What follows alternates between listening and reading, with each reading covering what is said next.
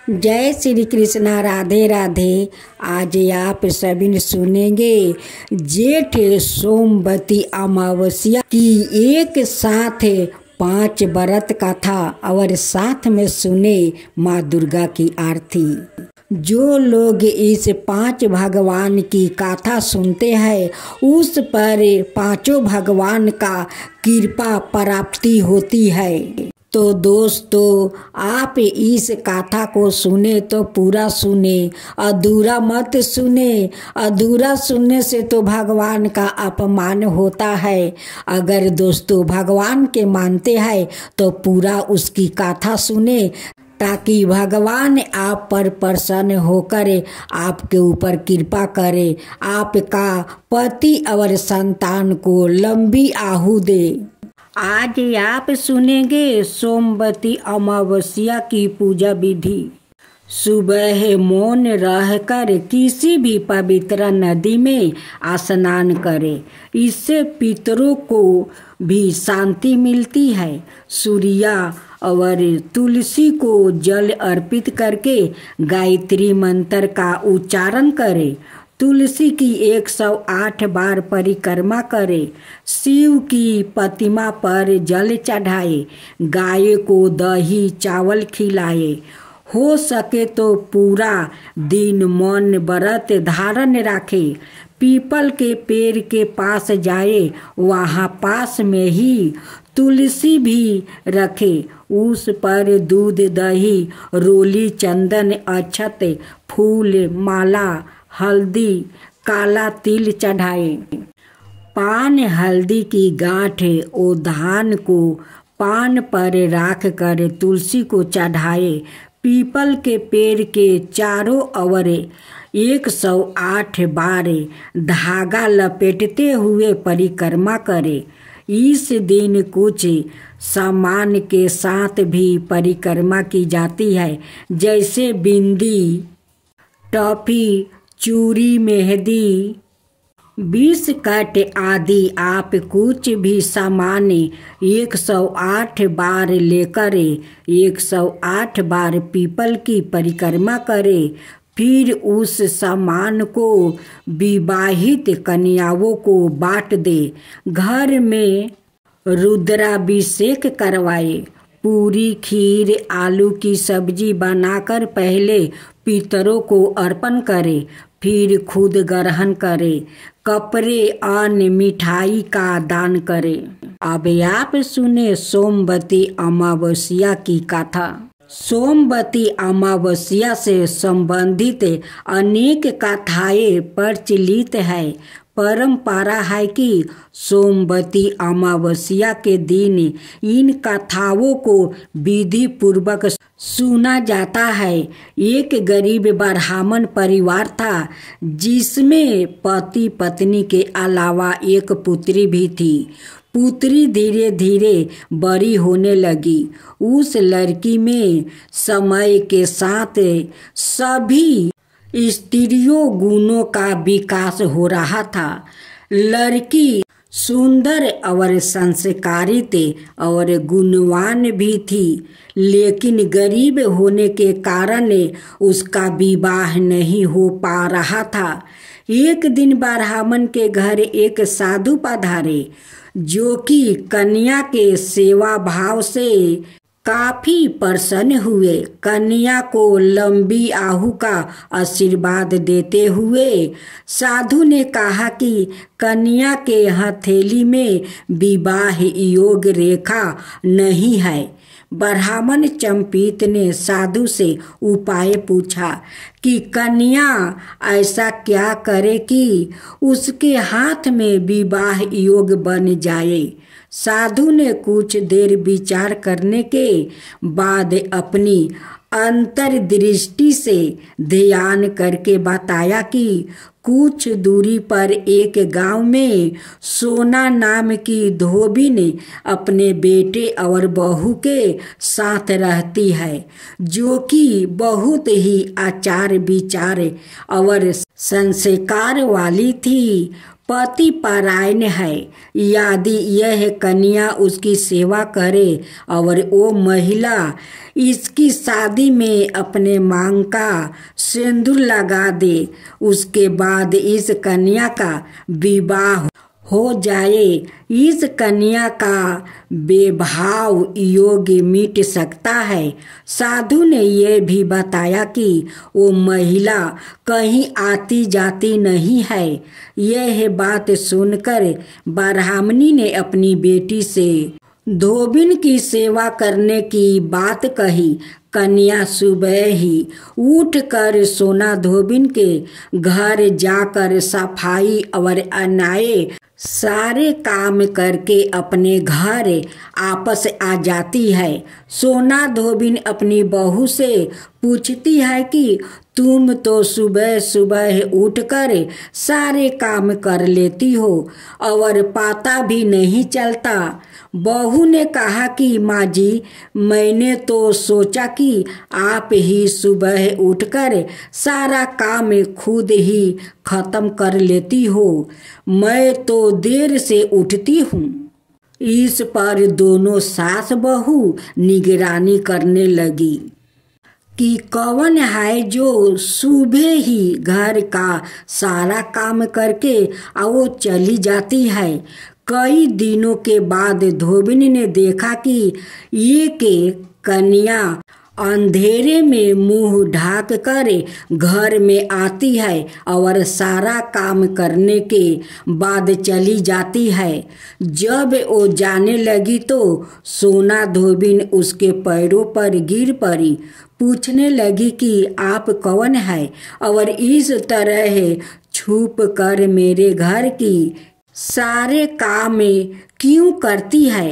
तब कन्या ने साधु द्वारा कही गई सारी बात बताई। सोना धोबी ने पति परायण थी, उसमें तेज था, वो तैयार हो गई। सोना धोबिन के पति थोड़ा अवस्था थे, उसमें अपनी बहू से अपने लौट आने तक घर पर ही रहने को कहा। सोना धोबिन ने जैसे ही अपने मांग का सिंदूर कन्या की मांग में लगाई, उसके पति मर गया। उसे इस बात का पता चल गया, वो घर से निर्जला ही चली थी। यह सोच कर कि रास्ते में कहीं पीपल का पेड़ मिलेगा तो उसे भौंरी देकर और उसकी परिक्रमा करके ही जल ग्रहण करेगी। उस दिन सोमवती अमावस्या थी। ब्राह्मण के घर मिले पुए पकवान की जगह है उसने ईंट के टुकड़ों से 108 बार भौरी देकर 108 बार पीपल के पेड़ की परिक्रमा की और उसके बाद जल ग्रहण किया। ऐसे करते ही उसके पति के मुर्दा शरीर में जान आने लगा। इसके बाद वो सुखी जीवन जीने लगी। सोमवार का दिन होने के कारण शिवलिंग का भी अभिषेक करे और ओम नमः शिवाय मंत्र का निरंतर जप करते रहे। इस बीच मंत्र से भोलेनाथ शीघ्र प्रसन्न हो जाते हैं और साधक की सभी मनोकामना पूर्ण कर देते हैं। इसके साथ साथ पितरों की चालीसा आदि का पाठ करें। जय श्री कृष्णा, राधे राधे। आज आप सुनेंगे वट सावित्री व्रत पूजा विधि और साथ में सुनेंगे गाथा। इस दिन सुबह जल्दी उठकर स्नान कर ले। इसके बाद साफ कपड़े पहनकर पूरा श्रृंगार करे। पूजा की पूरी सामग्री लेकर वट वृक्ष के नीचे जाए। आप चाहे तो घर में छोटा सा वट वृक्ष लगाकर भी पूजा कर सकती है। पूजा करने से पहले उस जगह की अच्छे से सफाई कर ले और सारी समगरही राख ले। वृक्ष के नीचे लाल कपड़ा बिछाए और उस पर सावित्री, सत्यवान और यमराज की फोटो स्थापित करे। दीप और धूप प्रज्वलित करे। फल फूल, रोली, मोली, सिंदूर, चना आदि चीजें अर्पित करे।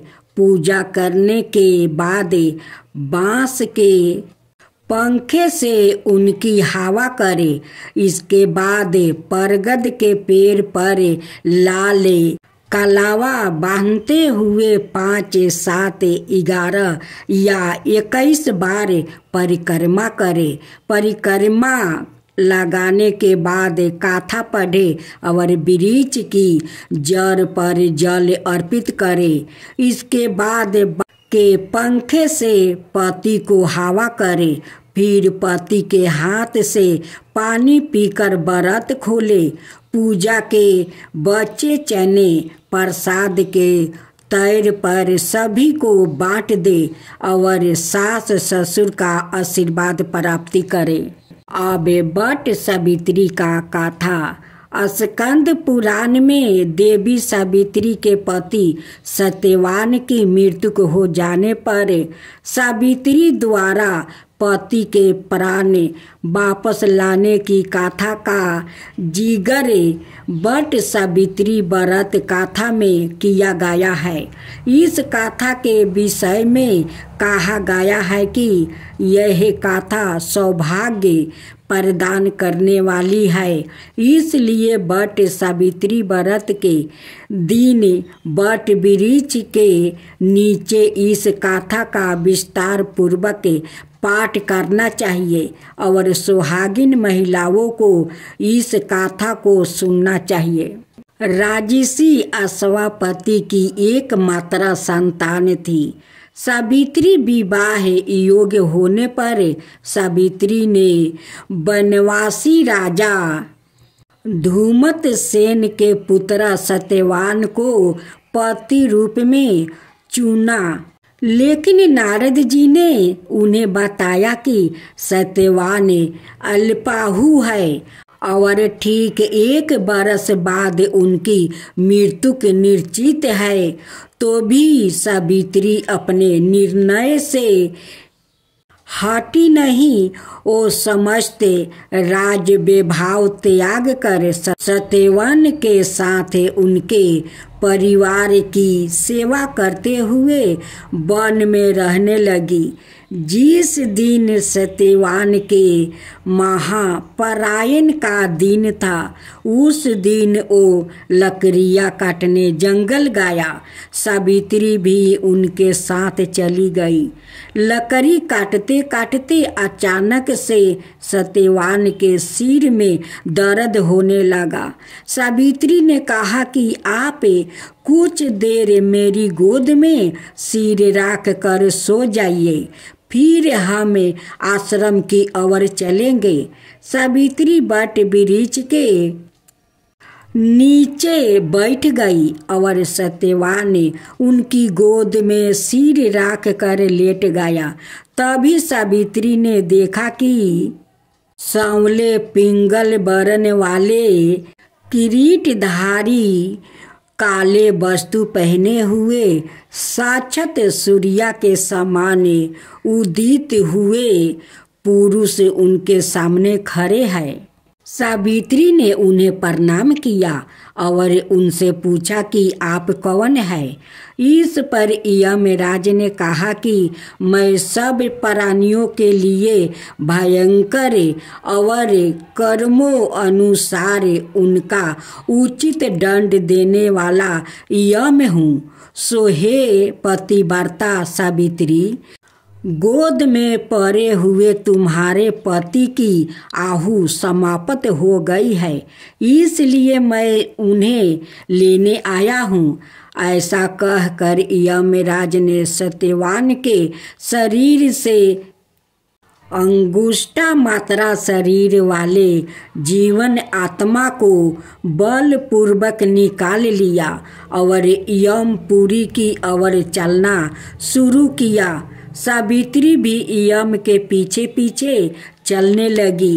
यमराज ने सावित्री से कहा कि कोई भी जीव बिना आहु समाप्त हुए यम मार्ग से नहीं जा सकता है, इसलिए तुम लौट जाओ। सावित्री ने यमराज से कहा कि आप जैसे सज्जन पुरुष के साथ मैं चल रही हूँ।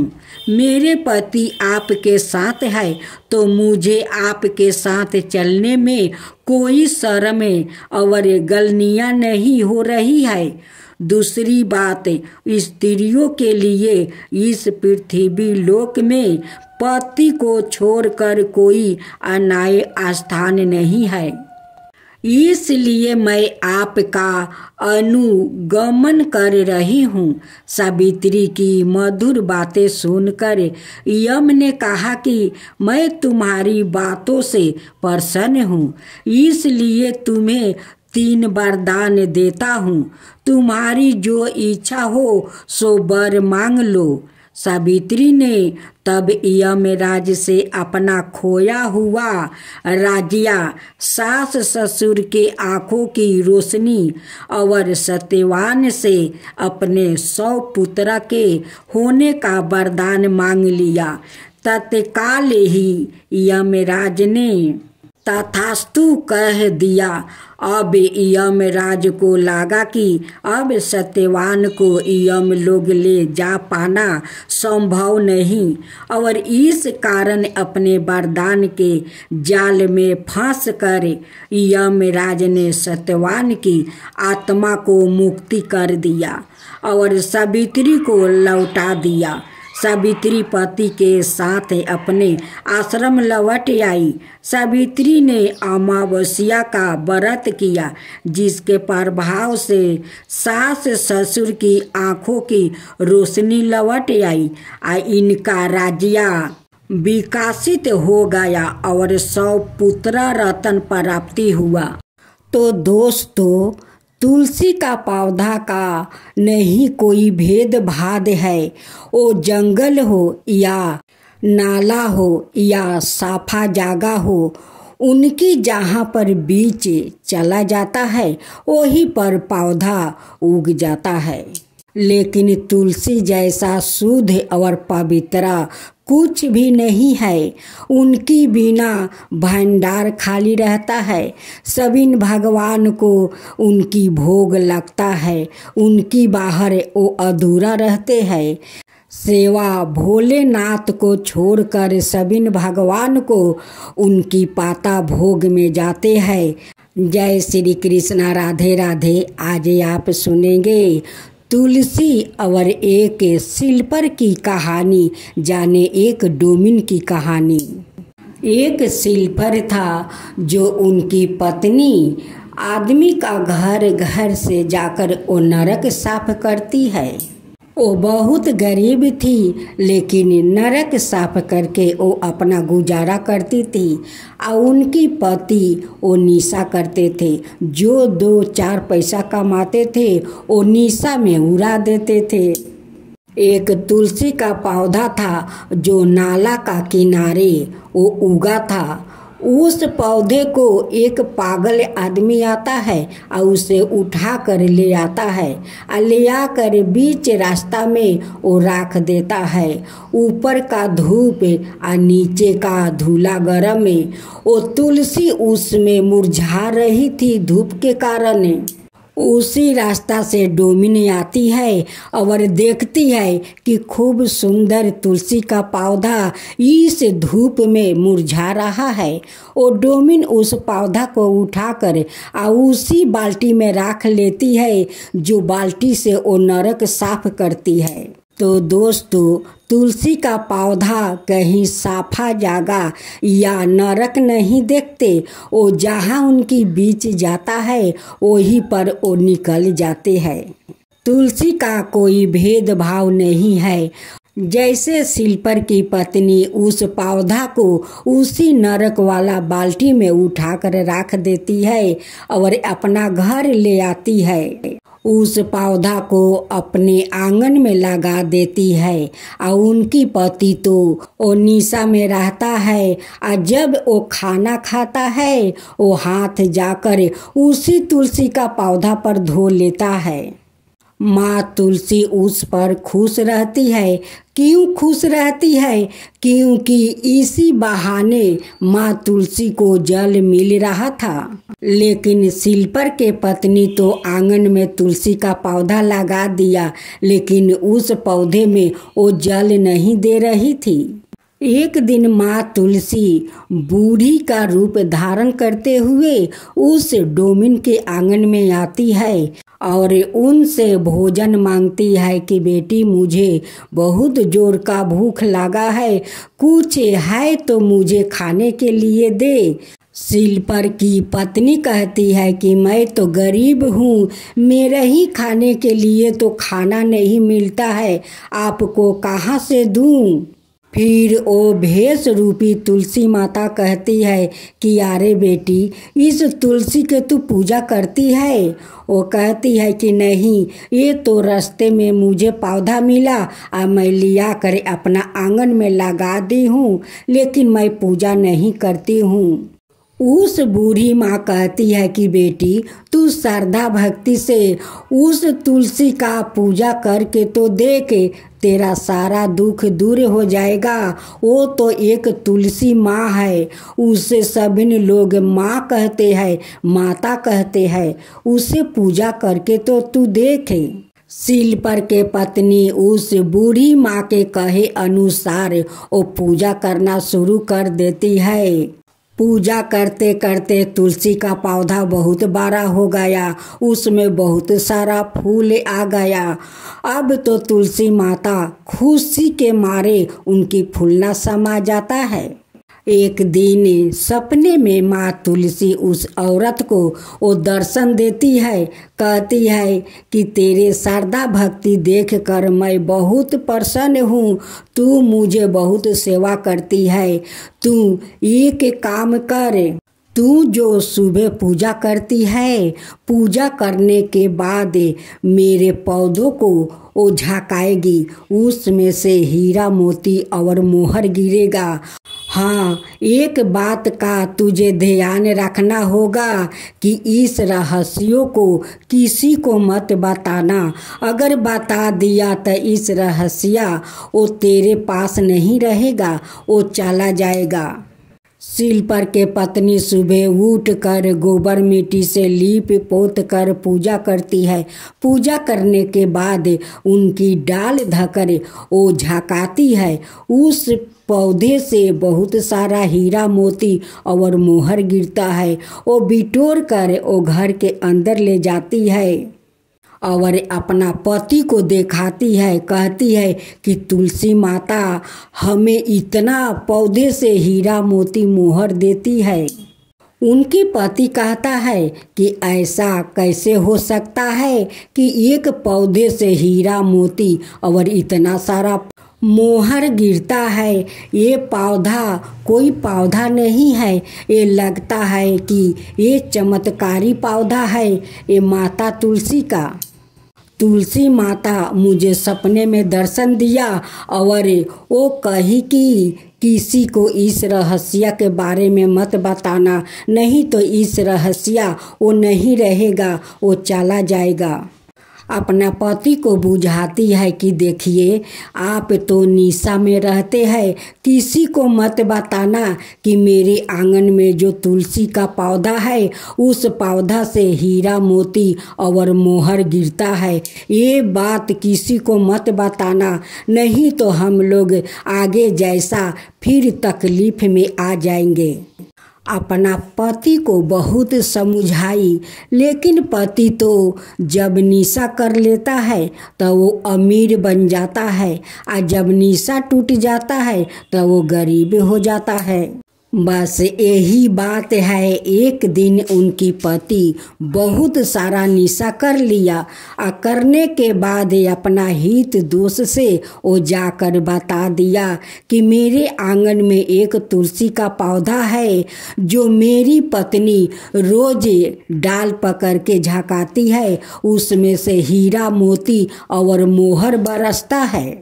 तुम लोग अपना आंगन में तुलसी का पौधा लगा लो और तुम भी डाल पकड़ के झकाना, उसमें से हीरा मोती और मोहर बरसेगा। इस रहस्य को उनकी पति अपना हित दोष से बता दिया। उनकी हित दोष सुबह आते हैं, आया कर उस तुलसी को डाल धकर झकाते हैं, उसमें से तो कुछ नहीं गिरता है, वो सेवा वो पाता गिरता है। उस दिन माँ तुलसी वहाँ से चली जाती है और डोमिन फिर गरीबी में आ जाती है। उस औरत तुलसी के पौधे के पास बैठकर रोती है, कहती है कि हे माँ तुलसी, मेरा तो नसीबे खराब है। मेरा पति तो वो निशा करता है, निशे में जाकर अपना हित दोष से इस रहस्य को बता दिया। हे माँ तुलसी, आप तो इस पौधे से चली गई माँ, मेरा सारे धन नष्ट हो गया माँ, मैं फिर आगे जैसा गरीब हो गई हूँ। अपना पति पर वो गुस्सा करती है और कहती है कि तुझे मैं कितना समझाया कि इस रहस्य का किसी को मत बताना, लेकिन तुम तो निशा करके आ जाकर बता दिया। वो लोग आकर तुलसी माता को छू दिया और माँ तुलसी चली गई। उस औरत ने उसी तुलसी माता का वो सेवा करती है और गंगा जी से जल ले आकर उन्हें शुद्ध करती है और कहती है कि हे माँ तुलसी, मुझे क्षमा कर दो माँ, मेरा पति तो निसारू है माँ, निसारू है, लेकिन मेरा क्या दोष है, उसमें तो मेरा दोष नहीं है माँ। उनकी पत्नी हाथ जोड़कर रो रो कर कहती है कि माँ, मुझे हीरा मोती मोहर नहीं चाहिए माँ, मोहर नहीं चाहिए, बस मुझे 2 वक्त का रोटी दो माँ, 2 वक्त का रोटी दो, मैं उसी में खुश रहूँगी माँ, आपको सेवा करूँगी। उस औरत का मिनती सुनकर माँ तुलसी फिर से आपस से आ जाती है और उनकी कमाई में बरकत होने लगता है और उनकी पति सुधर जाता है, वो निशा पानी सब छोड़ देता है। माँ तुलसी का कृपा से उनकी सारे दलिदरता दूर हो जाता है और वो दोनों सुख जीवन बिताने लगता है। हे माँ तुलसी, अगर आपका कथा में मुझसे कोई भूल चूक हुआ होगा तो मुझे क्षमा कर दीजिए, अगर सही हो तो सब पर कृपा कीजिए। हे माँ तुलसी की जय हो, माँ तुलसी की जय हो।